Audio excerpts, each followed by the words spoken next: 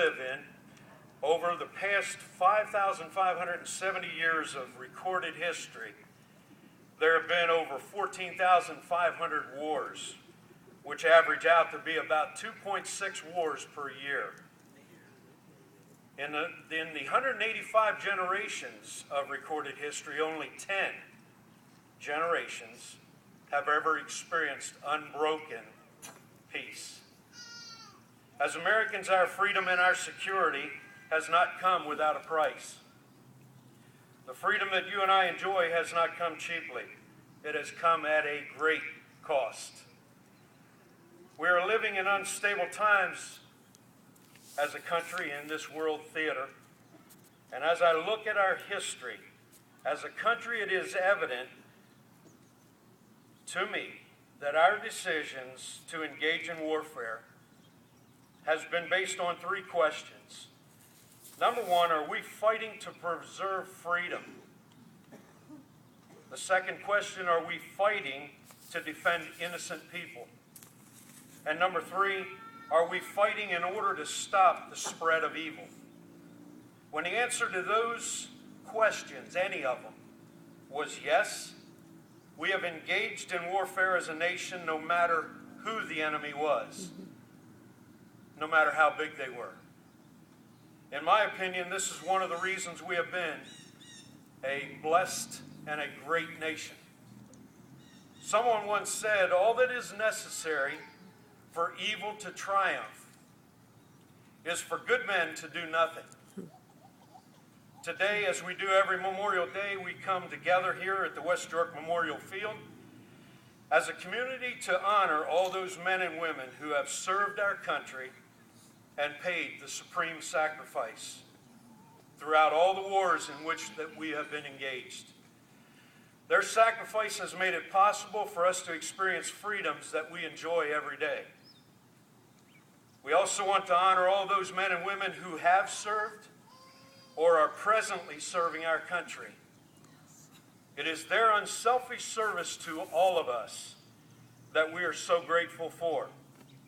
John Stuart Mills once said, a man who has nothing with which he is willing to fight for, nothing which he cares about more than his personal security, is a miserable creature who has no chance of being free. As I speak, we still have troops deployed throughout the world, many of which are in harm's way. My prayer is for their safety and that they will have the courage, the strength, and the wisdom needed to defeat the enemy of our freedoms. These plaques behind me are a painful reminder of the cost of freedom.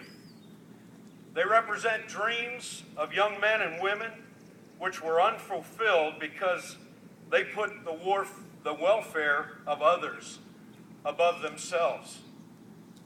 We owe them so much more than just one day of remembrance. I ask all of us to be ever mindful as we pass by this memorial throughout the year. May we say a prayer and be thankful because freedom isn't free. May we also remember you may not agree with the war, but you must honor the warrior. And for all those that have gone on before us and have served and sacrificed that ultimate sacrifice, and for those of you out there and everywhere that have served or are serving, I have a couple things I'd like to say. I'd like to say thank you for stepping forward when others step back. Thank you for placing yourselves between us and danger. Thank you for delaying plans for college, marriage, and other opportunities and choosing to serve. Thank you for braving the unspeakable horrors of war. Thank you for sacrificing time with your families and missing those significant milestones the rest of us take for granted. Thank you to your spouses who find themselves living nomadic lives, often far from the support of loved ones.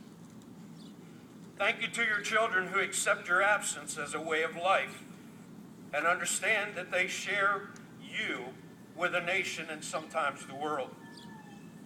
Thank you to your parents who have nothing but prayers to protect you and now must trust you will be safe and that we as a nation will offer the best we have to you. Thank you for continuing to support your country once you have left the military service by following new careers and becoming teachers and clergy, business owners, employees, pilots, civil servants, and so much more that we need to be a successful nation.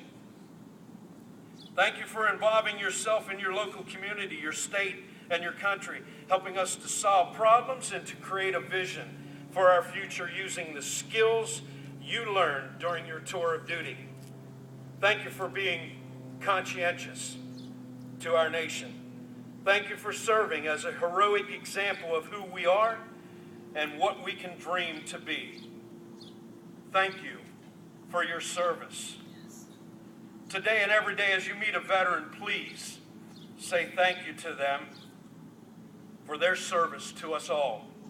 In closing, I would like to thank again the West York VFW Post 8951 for allowing me to be a part of this Memorial Day service. Thank you, and may God bless you all, and may God bless America. Woo. That was West York Mayor